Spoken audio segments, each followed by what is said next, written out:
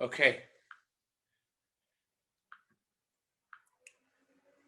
Good evening, everybody. Tonight we're going to learn a little bit more about the malacha of plowing, of chorsh, and we're going to see how this malacha has a lot of ramifications to many other halachas. The halacha is like this. You're not allowed to drag a very heavy table or very heavy chair across an earthen floor, across the earth, because it may cause there to be a chritz, may cause there to be a little line in the earth, and that will make it possible to plant seeds. And it is the malacha of chorsh. That's if you're pulling the bench or pulling the table, pulling the chair on a ground that is usually it's a ground that you plant seeds in. What if you are pulling the table in a courtyard where no one's planting seeds?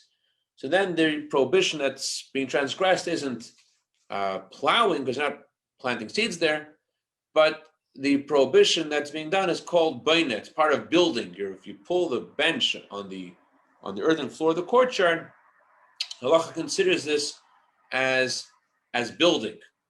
Now, you're pulling a bench and you have no interest in this happening. You're just trying to pull the bench because you want the table to be moved to one side of the courtyard to the other. So why are we saying that you're interested in plowing or interested in building? So the Alter Rebbe addresses this, and he says that although you have no interest in doing this, but still, since there's something that is definitely going to be caused as a result of what you're doing, so it's forbidden rabbinically. Although it's what's called malacha she'ein tzricha legufa, you're doing a work which you have no need for what you're doing. And it's also kalachar yad. You're not doing this directly. It's happening indirectly. You just want to pull the bench, and the fact that a little line is made in the soil isn't it's happening automatically. And mekalkel, and even more, you're ruining the soil. So it's all these reasons why you would think that you shouldn't be liable. And the truth is that biblically, there is no biblical prohibition of pulling the bench across the soil. However, the Alter Rebbe says, although there's no biblical prohibition, but there is a rabbinical prohibition. Why is there a rabbinical prohibition? Because, as he says in the Simin Shin Lamed Zayin, Kol Dover She'ein Miskaven Muter, anything which is done without your intent is okay. I feel even if you don't need it, providing that you may not cause something to happen. So if it's a smaller chair that won't necessarily cause it to be a line in the earth, then it's okay. But he says if it's but very big tables are forbidden to be dragged across the soil, and it's going to for sure make a little line in the soil. Sorry about that. ופסיק רישא לא ימוסו.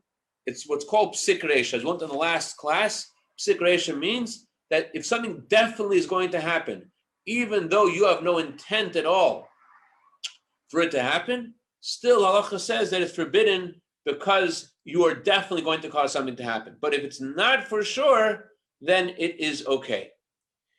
There is a clear place in the Alter Rebbe Shulchan Aruch where he says that there's a difference between dragging the bench on the floor in a courtyard versus dragging the bench in a place where you plant things has halachic ramifications. He says there used to be, people didn't used to have tissues. So when they used to go out and they didn't have bathrooms, they used to go out into an outhouse in the field, and they would use stones to clean themselves. So the halacha is you're not allowed to clean yourself. You're not allowed to go to the bathroom and in a plowed field. Why not?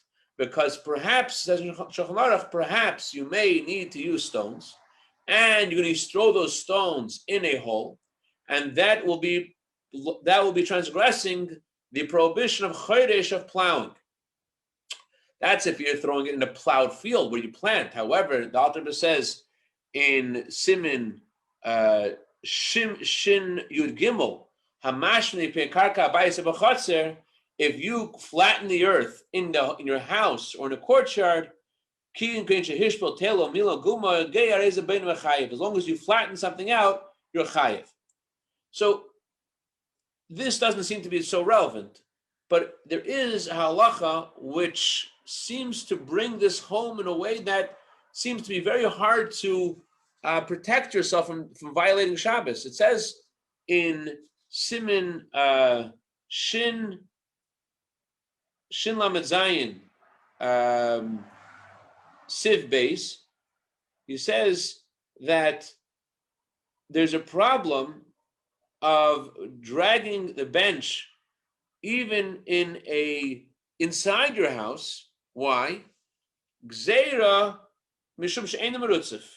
Just because your house has stones covering the floor, but there's a decree that the sages made that you cannot drag a bench inside your home because you may end up dragging a bench in a place where there's an earthen floor.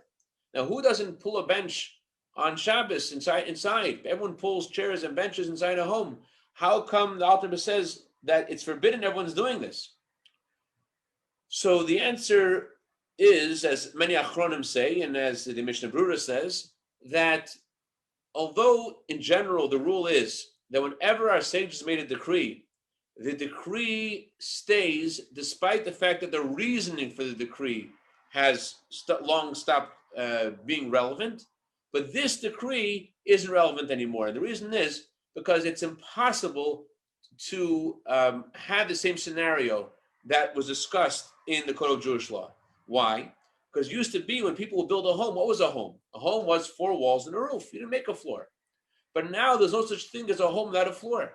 Since there's no such thing as a home without a floor, so therefore there's no prohibition of dragging a bench across a floor inside a home, because there's no such thing inside a home as having a home without a floor. And therefore the Achronim, later codifiers of halacha, say that this decree in Shulchan Aruch doesn't apply nowadays. And the same thing you would think would apply also to the other decrees that it says in Shulchan Aruch. For example, it says in Shulchan Aruch, you're not allowed to sweep the floor on Shabbos. You can't sweep the floor. Why?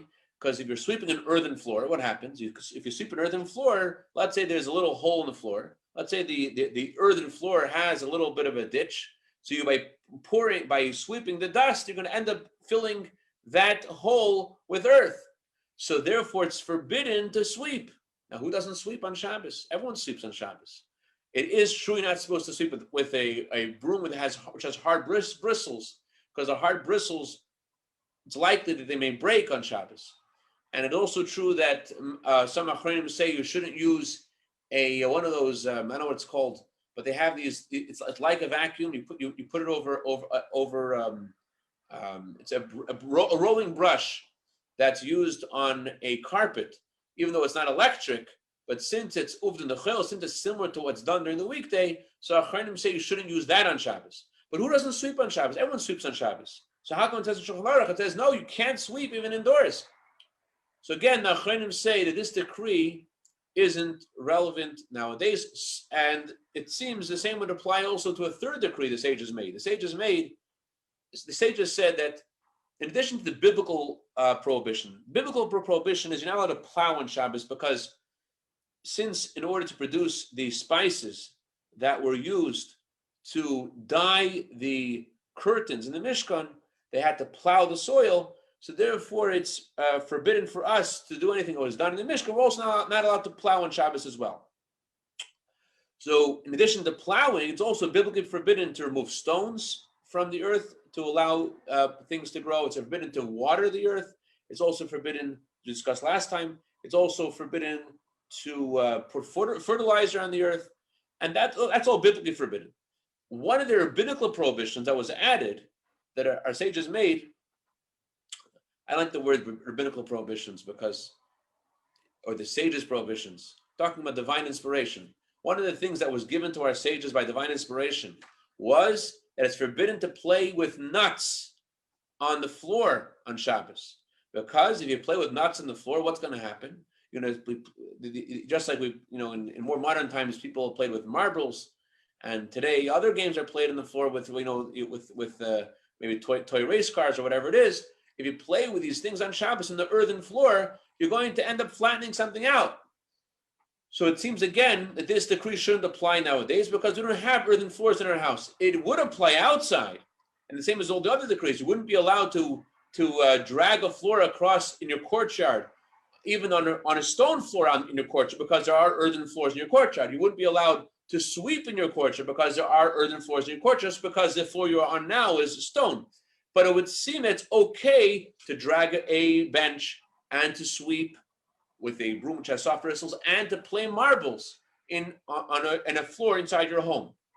There are those that say that you're not allowed to. They say that even nowadays you shouldn't play marbles on the floor unless you have a mat or a carpet, but on a flat surface of the floor, of a tile floor, there are those that say it's forbidden, but there are those who say that it's okay because, again, this decree isn't relevant, according to they maintain, because we don't have this kind of scenario where you might have an earthen floor. There are no earthen floors. Outside is a different halacha. Outside there are earthen floors, and therefore it doesn't matter if it's an earthen floor or if it's a stone floor, the halacha doesn't apply. That's what many maintain. The question like this question is very pertinent nowadays, also, as we shall hopefully see a little later on. The question is like this. What did we say before? Why is it forbidden to drag the bench across the floor? It's forbidden to drag the bench across the floor because it's definitely going to cause a little line. What if it wasn't definite? Then it's okay. So if it's not definite, it's okay. But in regarding the halacha of sweeping the floor, it's not definite when you sweep a floor that it's going to cause earth to go into a hole. So how come our sages said that it's forbidden to sweep a floor? Why don't we apply the rule, kol davar she'eino miskaven muter? Whatever you have no intent to do, as long as it's not for sure going to happen, it's okay. When you sweep the floor, it's not necessarily what cause. We're talking about getting back to the earthen floors. In an earthen floor, why is it a problem to sweep the earthen floor? Because you might end up filling up a hole or flattening up a little mound. Then you might not. And the rule is that if it's not for sure, it's okay. Whatever you have no intent is okay. So the answer, this question was actually asked by the Rivosh and the Cashapp Mishnah on the Rambam, and the Alter Rebbe addresses this question as well. And we're going to see how there are a few opinions. It's very, very deep, but we'll just go slowly over it, and we'll be able to get it. It's not going to be too complicated. The Alter Rebbe addresses a similar question. It says in Shulchan Aruch, in Simin Shin Ayin Zayin, ریشא Ayin Zayin. So ریشא Ayin Zayin, Alter Rebbe says, Ner doilik, if you have a lit candle, Shu munach korev el adelas, which is placed next to a door, negem psichas delas mamish, it's directly, mamish, literally next to the opening of the door, be'inyan she'yiftachu adelas yuchel achabes yinash v'ruch mechutz, in a way that the candle will go out if a wind blows. You're not allowed to open the door next to this candle. Why? Because maybe the wind will cause the candle to go out. And although you have no intent to do this,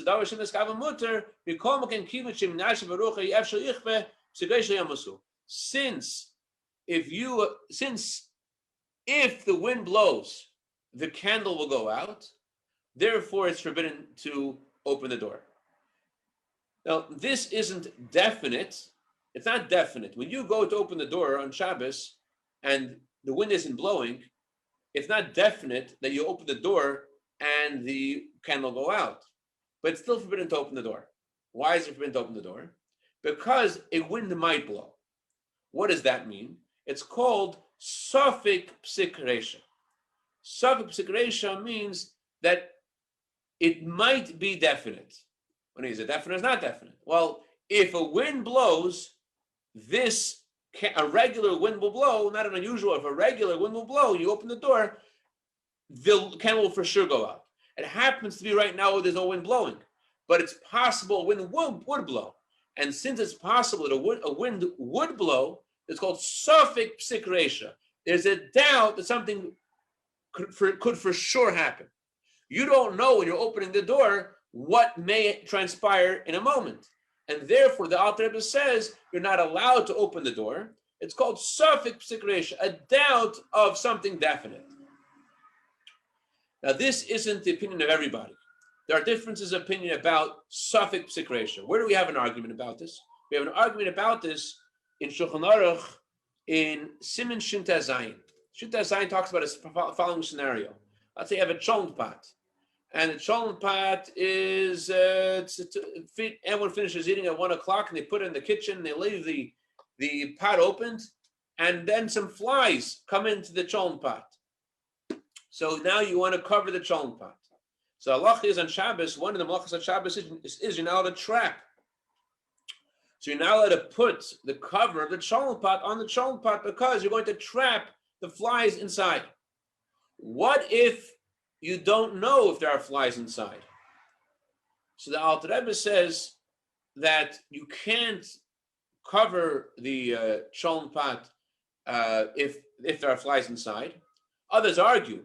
Others say it doesn't matter if you cover the cholent pot and there are flies are inside because the prohibition is to trap an animal or to trap an insect. But here, when you cover the cholent pot and you trap your flies, you haven't trapped them because as soon as you open up the cover, the flies will fly away. So it's not really called trapping. But the Alter Rebbe isn't satisfied with this being okay. The Alter Rebbe says still, what you should do is if there's a fly in the cholent pot, you could cover it, but make sure there's a spoon or something that's also there so it doesn't cover the pot completely so that the flies aren't completely trapped. That's what the Rebbe says. There are opinions which say that it's okay. Why is it okay? Because maybe there aren't flies in the cholent pot. So who says if there are for sure flies in the cholent pot? So the Alter Rebbe, so getting back to what we said earlier about psik רישא. We learned in the last class as an argument between the Aruch and Tosfos about psik רישא ניחא, which means if something for sure will happen, you don't want it to happen. So the Aruch says it's okay. We don't paskin like that. We paskin that even though you don't want it to happen, it's forbidden. You don't want any flies. But so therefore the Alter Rebbe says you cannot put the lid of the cholent pot on the pot because even though you don't want the flies, you're trapping the flies. And we don't rely on the opinion which says that's not called trapping. So what should you do? You should put a spoon there so it shouldn't fully trap it. The Taz, however, he says it's okay. Why is it okay, says the Taz? The Taz says because who says there are flies in the cholent pot? You don't know if there's flies. So the Alter Rebbe says, he paskins, Alter Rebbe rules, not exactly like the Taz, he says something similar. He says, you don't have to check if there are flies. You don't have to look if there are flies. Because there are two reasons we have to be lenient. Reason number one, because it's not called trapping anyways, because you haven't trapped the flies, because they're going to run away as soon as you open. And reason number two, because maybe there aren't flies. So because of both reasons, the Alter Rebbe rules leniently. The Taz is more lenient. The Taz says that as long as you have just a reason that there might not be flies in the cholent pot, even if there are flies, you're for sure trapping them, the Taz says it's still okay. In other words, the Taz says, safek psik רישא is mutter. If there's a doubt that something definite will happen, the Taz says it's okay. If as long as it's for sure not going to happen, it's okay. But the Alter Rebbe doesn't rely on that, and he says you have to have an additional leniency, additional reason to be lenient, and that is the fact that you're not catching anything.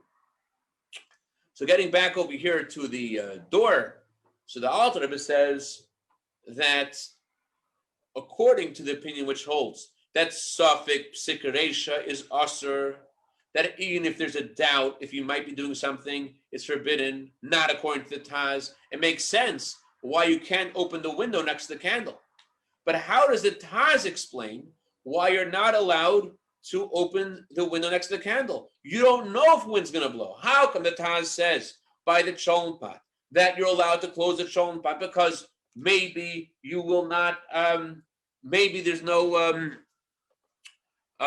flies in the cholent pot, therefore you're allowed to do it. but maybe no wind is blowing either. And the Taz maintains that the halacha is you're not allowed to close the shalom. So Alter Rebbe says like this. The issue over here, Alter says this in Kunshas Achron, in Siman רישא and Zayin Sefkat and Aleph, the Alter Rebbe says that there's something over here that is unique. It's not so clear from the language of the Alter Shulchan Aruch to me that this is the meaning, but this is the way many have explained it. What the Alter Rebbe is saying is that if you start opening the window and then the wind starts to blow, it's unlikely that you will have the wherewithal and the senses around yourself to say, I shouldn't keep opening the window because the wind is going to blow and it's going to blow out the candle. Once you start opening, even though the wind starts to blow, you may continue opening. And getting back to our question about sweeping in the house, if you start sweeping and you happen to notice that there's a hole, and you happen to notice that you're going to sweep the sand, the dirt into the hole, as you're in the process of sweeping, it's unlikely you're going to stop. So that's why even the Taz would agree that that's forbidden. Now, we don't hold like the Taz. The reason we don't hold like the Taz, why do we hold like the Taz? What's the reason for the argument who holds, the opinion which holds, that even a safek psik רישא is asur, a doubt that something definite may happen is forbidden? What's the reason? The Alter Rebbe says the rule in general is safek feka deraisa l'chumra. If there's a doubt that something may be biblically forbidden, then it's forbidden. So since psik רישא is biblically forbidden, since if something for sure is going to happen, if it's a real malacha, like causing a candle to be put out, since it's sefeka deraisa, or the analogy of the candle, it's probably not biblically forbidden because you don't intend to put out the candle. But since in general sefeka deraisa l'chumra, so therefore just because something is a psik רישא, just because something is a safek l'chumra, if there's a doubt, we still are strict. So all of this brings us to many questions that we have nowadays in modern times about many things which are a doubt that something may happen. Let's talk about a refrigerator. You have a refrigerator, and the famous Kabbalist from Montreal, Rabbi Greenglass, wrote a sefer which the Rebbe edited about halachas and mahagim of Chabad, and he mentions in the sefer that people who are strict on Shabbos do not open a refrigerator unless the motor is on. Why not? Because they're afraid that if you open the refrigerator when the motor is off, the wind that goes in the refrigerator, or the heat, goes in the refrigerator, will cause the engine of the refrigerator to turn on. So it comes out when you open the refrigerator, you caused it to go on. Now, we learned in the last class about how it's only considered like your energy by the very first thing that you do. That's what the law is. For example, when you wash your hands, let's say you don't have a kvart, you don't have a cup to wash your hands. So Alter writes in Siman Kuf Nun Tes that if you don't have a cup, what should you do? If you open the faucet, so the very first gust of water that comes out of the faucet is considered like your energy, because you caused that first flow of water to come out. So although the halacha is when you wash your hands for bread and you wash your hands in the morning, you have to with your own power. But if you open up the faucet and you put your hand there for a second, that's considered your power. What you need to do is to open the faucet up, close it, open it up again, because we wash 6 times. You have to open and close it 6 times if you have no cup. So in a similar way, it would seem that regarding the laws of Shabbos, if you open the fridge and just your initial open the fridge doesn't cause the motor to turn on, and although eventually it's there, it's open for a long time, the air goes in and it causes the motor to go on, that's not an issue because your initial opening the fridge isn't causing it to turn on.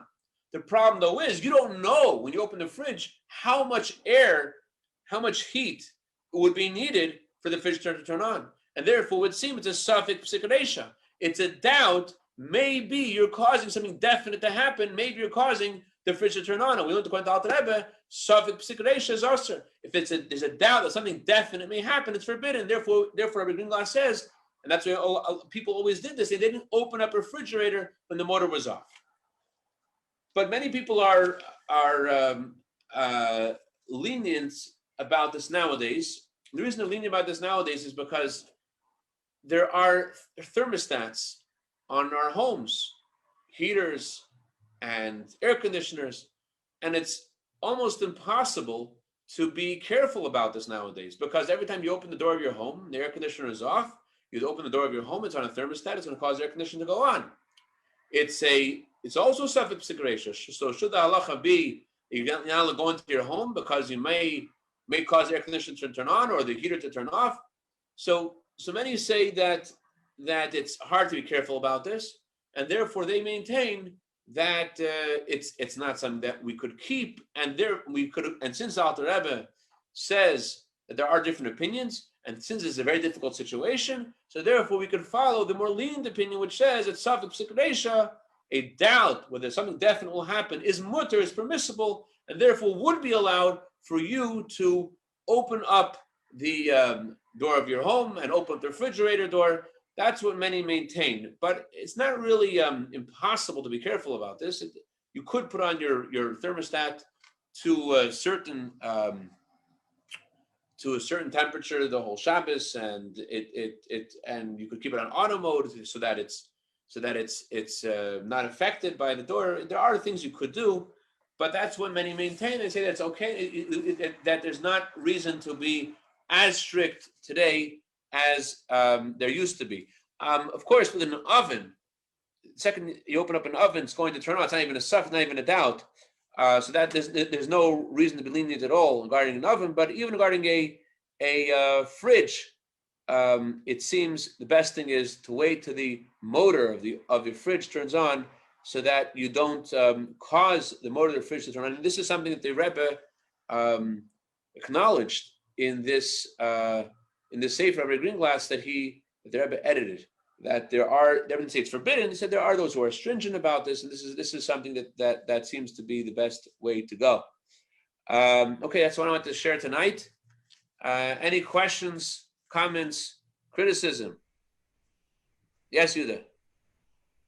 With regard the air conditioning, if you, instead of putting it on automatic, you put it on, so the system works all the time, so you don't have this problem that it starts.